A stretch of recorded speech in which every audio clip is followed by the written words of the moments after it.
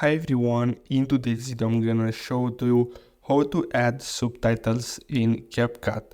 So the first step is to create a brand new project and then add your video and then simply tap on text and then simply tap on auto captions and then select from video, and if you want you can choose some of these templates if you want. So I'm gonna go with this one here and then simply tap on start, and then you'll have to wait until the CapCut AI does his job.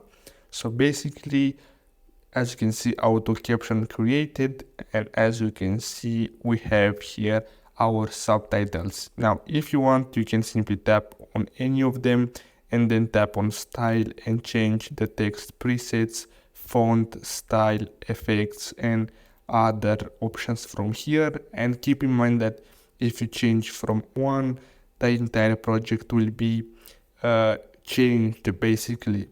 So I hope you found this video helpful.